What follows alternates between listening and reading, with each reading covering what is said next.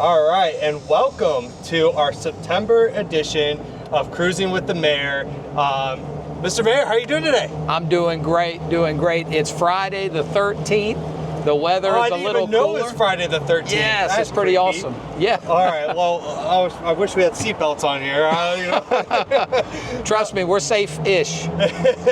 No, but Mr. Mayor, thank you so much for being willing to continue to do this. I think our community really enjoys this, and I think it's very valuable to our community. But let's talk about the council meeting yesterday. I thought the council meeting went really well.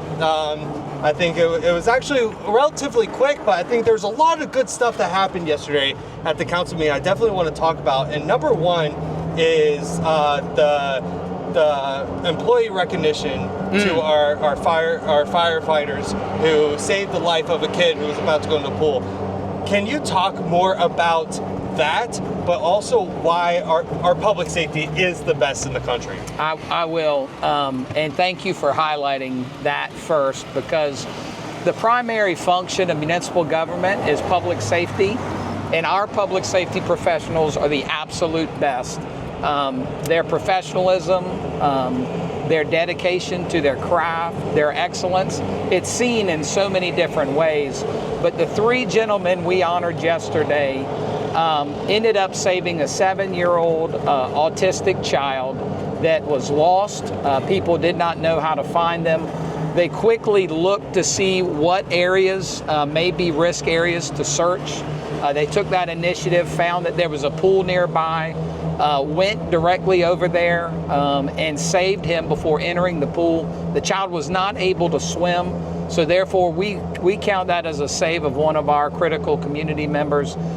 It was such an honor to recognize them. On the week of September 11th, we are reminded how important the folks in public safety are for the health and well-being of our town and our communities. Absolutely, and I think we sometimes don't understand that quick decisions can save lives. I don't think people really can grasp that, but from our captain, who did make the quick decision to pull up his phone, look at the map, and see the nearest body of water, just like that. That's what goes into training as well, and that's why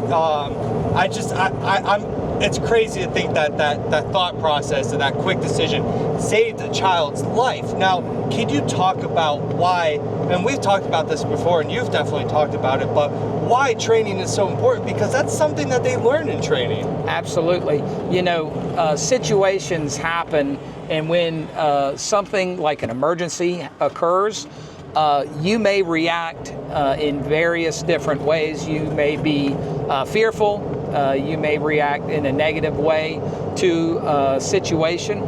However, once you've trained and you practice, you create habits. You create habits that provide solutions. You create habits that instinctively come out in those moments where your adrenaline's pumping. And I think our folks, they focus on training. Any downtime is filled with training, and that's why our folks are the best. I agree. Well, shout out again to our public safety officials from police and fire.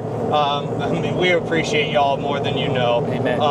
Now, I do want to move on to the ordinance that had its first reading, which is basically on vaping in our town-owned parks and public places. Yes. Can you dig into that, the reason behind it, and basically just explain a little bit more, because I think there is some confusion on basically folks not being able to vape anywhere within the town of Summerville. Right. I think that there's confusion about that. Can you explain that a little bit for us? Yes, and that is not the case. The ordinance is intended, it was initiated by our Parks and Recreation Department, and the key element of this is in line with their mission, that the health and well-being of our citizens is first and foremost, that we want to create an environment in our parks where everyone feels welcome. It's a clean and healthy environment. Yep. And this ban is intended to provide that for all of our citizens within our our town-owned park network. It also will extend likely to town events that are happening within our town. But there's, of course, some more discussion to be had. So if you have any input, we welcome you reaching out directly to us. We'd love to hear from you.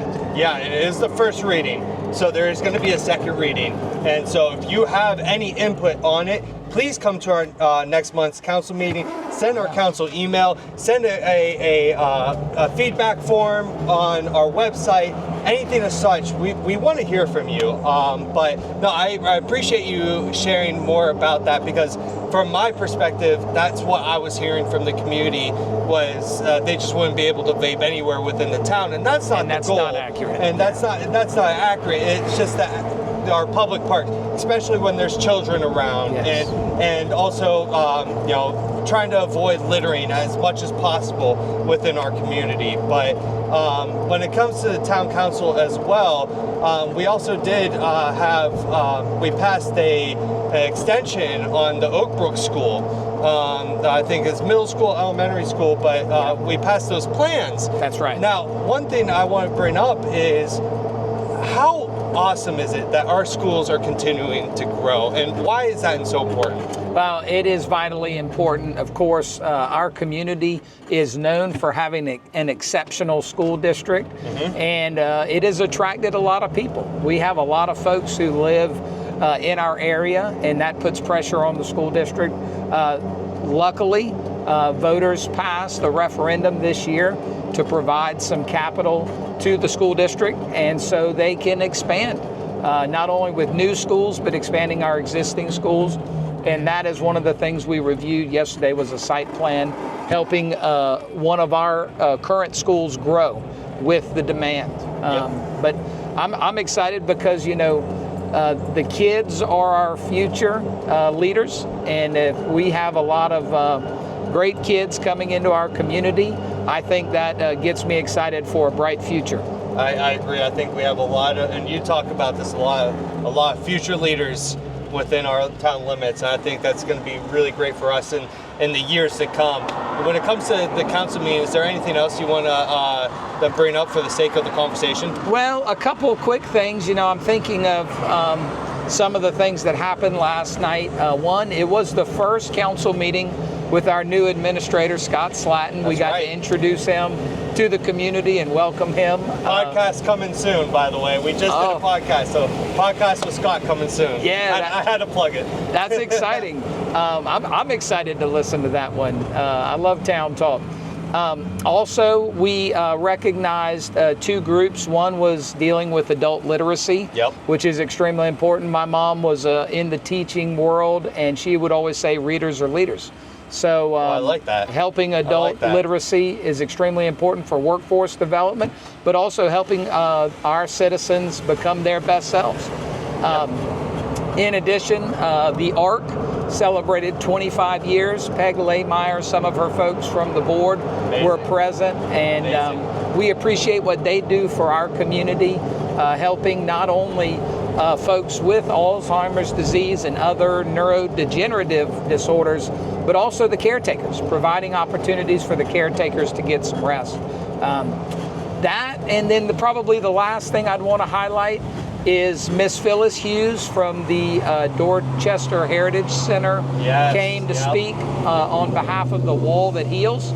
That's coming to our community in October. Be on the lookout for information coming from Chris and other media sources. But the Wall That Heals is a replica of the Vietnam Memorial Wall, and we had several folks who are considered Gold Star families who've lost their lives for our country, and it's an opportunity to honor them and remember what that sacrifice did for us in our country, and we thank them for that. One thing I want to touch base before we head back is Scott and our new town administrator. He's officially started. Sad to see Lisa go, but she has a well-deserved retirement. I know we talked about that in our previous cruising with the mayor. But what excites you about Scott, and what are you looking forward to having him on board as the town administrator? Well, Scott brings a wealth of experience with him not just local experience, but statewide experience, policy experience as well. I think he brings a lot of tools to our town. We're extremely excited to have his leadership come alongside our current town leadership, our department heads. And I believe he's going to position us very strong for a bright future. Yeah, I agree. Yeah. I agree. I think he's the right person for the job at the right time. And I'm really excited, especially after the podcast episode. I got to learn a lot about him, and the community is going to be able to learn a lot about Scott via that episode. So please be on the lookout. It's coming out next week. But other than that, Mr. Mayor, do you have anything else you want to share for the sake of the community? Hey, we just thank you for checking in on us, watching, and keeping up with us. And we look forward to seeing you soon at a next council meeting or event in Summerville. I agree, and we got a lot coming up. We got the Sweet Tea Festival coming up, and then we also got the holidays coming up, which is crazy to think about that the holidays are almost here. But there's a lot of great events during the holidays, so please keep an eye on the social medias, our website, and until next time, thank you guys so much. Thank you, guys.